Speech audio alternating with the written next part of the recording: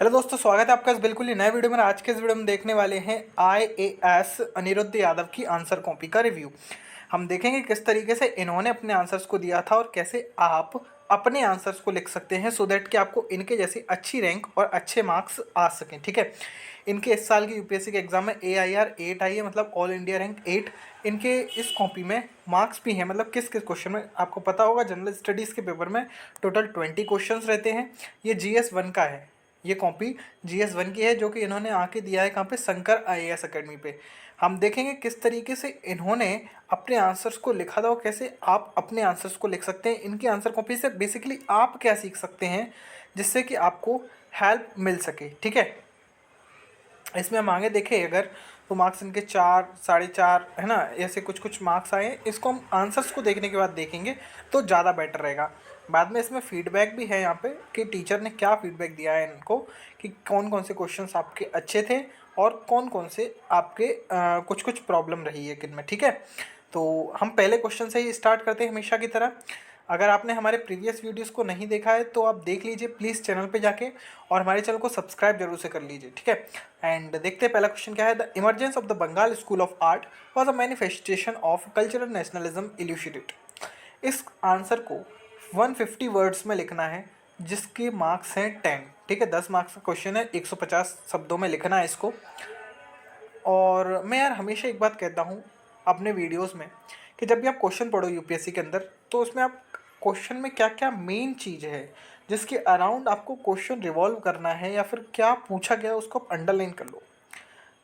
क्या पूछा गया मतलब जिसके अराउंड आप आंसर रिवॉल्व करोगे। अब आपको कैसे पता चल जाएगा जो भी उस चीज़ में मेन थीम है उस क्वेश्चन में। अब जैसे यहाँ पर मेन थीम की अगर हम बात करें तो यहाँ पे है क्या, the emergence of the Bengal school of art. This question is wholly and solely is revolved by Bengal school of art. किस तरीके से कल्चरल नेशनलिज्म का एक पार्ट था, एक तरीके से कह सकते हैं। ठीक है, अब यहाँ पे देखें अगर तो बंगाल स्कूल ऑफ आर्ट, अच्छा ये इन्होंने भी बिल्कुल वैसे ही किया है जैसे मैं अपने प्रीवियस वीडियोस में बताता आया हूँ अभी तक, कि आंसर में सॉरी क्वेश्चन में जो भी आपकी मेन थीम थी। अब मैंने अंडरलाइन करने के लिए क्यों बोला था, इसीलिए क्योंकि अब आपको आंसर में कुछ सोचना ही नहीं है। लोग सोचते हैं कि लिखे क्या, यही समझ नहीं आता हेडिंग क्या बना। हेडिंग आपको कभी सोचनी नहीं पड़ेगी अगर आपने क्वेश्चन अच्छे से पढ़ा है और अच्छे से समझा है। Then you will never be needed to read the question again first thing, and what to write in your answer. You will never be needed to think about this thing. Okay, the Bengal school of art emerged in the 19th century, late 19th century and early 20th century, with proponents such as Avindranath Tagore and doctor Mehta है, ये क्या लिखा है, D Mehta लिखा है actually, D Mehta focused on nationalism and cultural identity. यहाँ पे कुछ कुछ यहाँ पे पॉइंट्स बनाए गए हैं। अब पॉइंट्स के ऊपर किस हेडिंग के बेस पे बनाए, features of Bengal school of art. अब देखो ये वाली जो हेडिंग है, features of Bengal school of art, what were the features, actually this is not directly written in the question, but you will be able to recognise it if you have a basic practice of writing answers.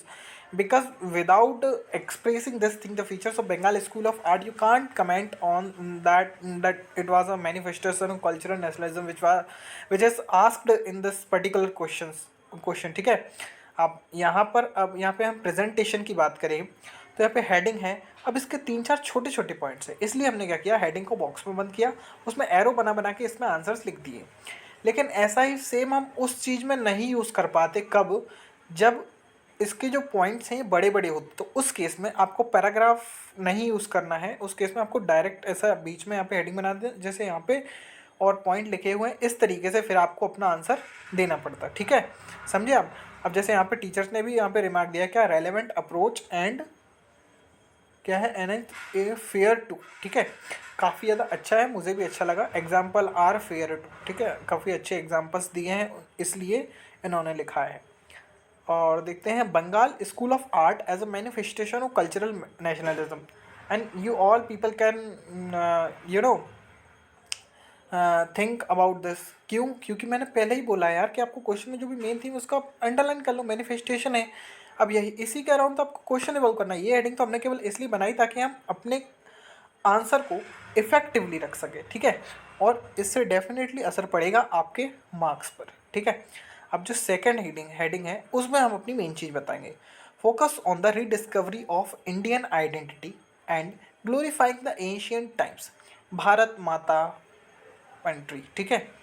Use of ऑटिन the स्वदेशी movement, इसमें भी एक example. Description of everyday, अब देखो इसमें examples का बहुत बड़ा रोल है। एग्जाम्पल्स का बहुत बड़ा रोल कैसे?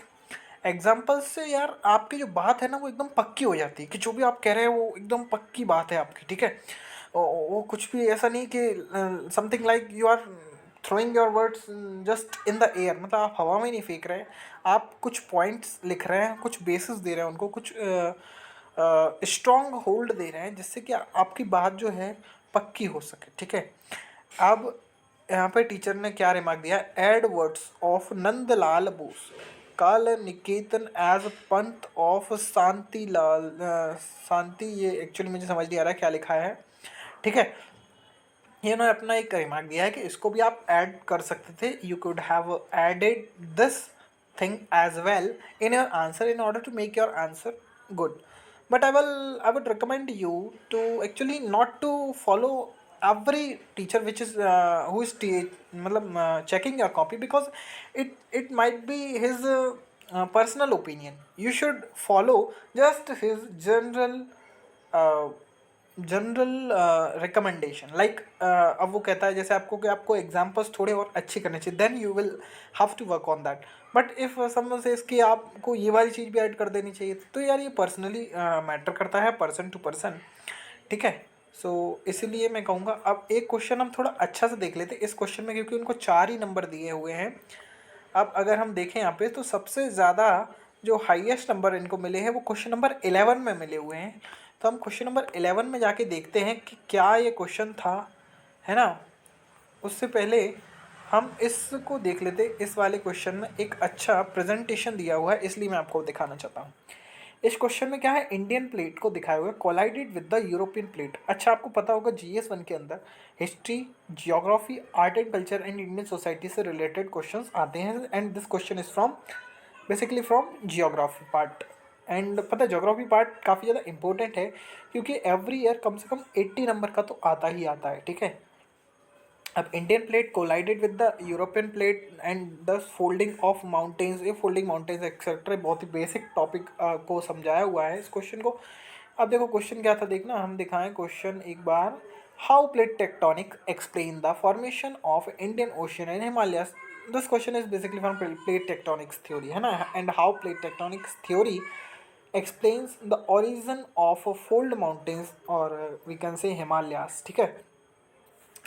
Here there is the formation of Himalayas which has also been shown in the map, need more clarity in explanation। ये इन्होंने ऐसा लिखा है क्योंकि इन्होंने क्या किया है, मैप्स का ज़्यादा यूज़ किया। इसका एक्चुअली ये इसलिए किया है इन्होंने, मुझे इनका आंसर देख के समझ में आ गया, क्योंकि I have a lot of experience of writing answer, so I personally know कि why he has done so, because he might not have had that much of content in this particular answer. So अगर आपको पास content नहीं है बहुत ज़्यादा, तो simply make diagrams big big, ठीक है। आप ऐसा कर सकते हैं। इसमें भले इनको 3 नंबर मिले हैं, बट इन्होंने उतना ज़्यादा कंटेंट, रेलेवेंट कंटेंट नहीं लिखा है इसलिए। और ऐसे ही और वीडियोस को देखने के लिए आप हमारे चैनल को सब्सक्राइब कर सकते हैं, है ना। एंड इस चैनल पे आपको यूपीएससी से रिलेटेड हर तरीके का गाइडेंस मिल जाएगा, और मिलते हैं अगले वीडियो में। Okay bye.